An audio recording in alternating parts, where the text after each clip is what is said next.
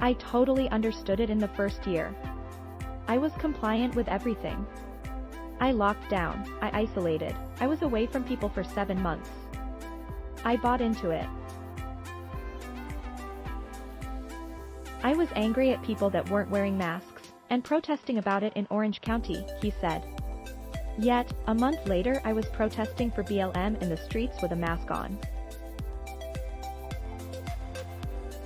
A week after that, I kind of had to do a self-check on that.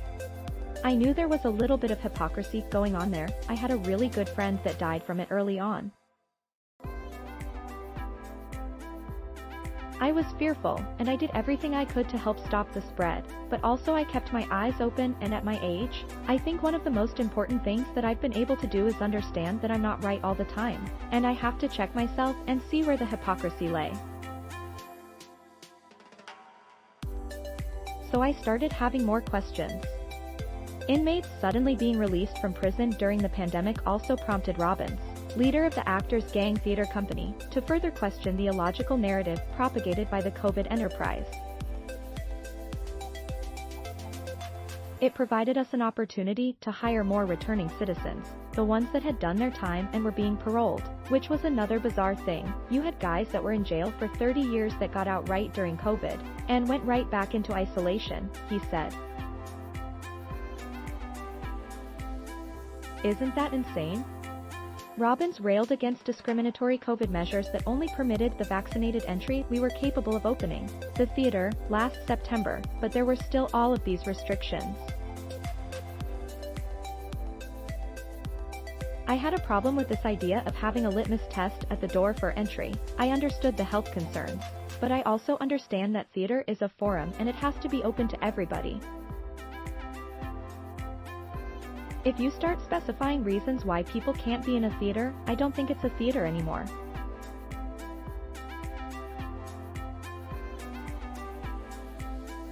Not in the tradition of what it has always been historically, which is a forum where stories are told and disparate elements come together and figure it out. That's what it's been for.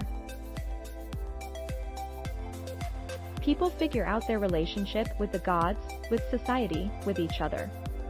But at the door, you don't say you can't come in, because you haven't done this or that. I had a problem with that. So I waited until everyone could be allowed in the theater.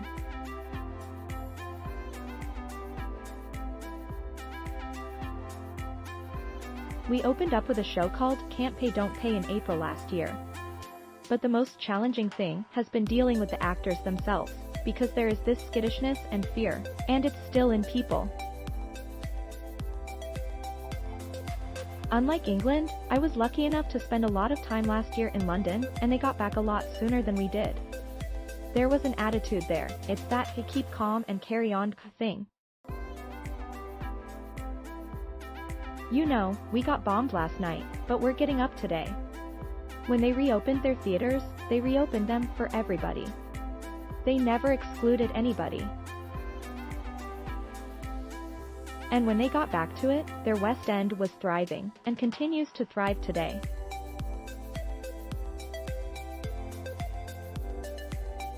Maybe the reason we have problems is that some people are still skittish about being in a crowd with other people, but it could also be that maybe 30 to 40% of theater audiences were told they weren't welcome. And maybe there's something in that. When you're told you're not welcome, you might not necessarily want to go back.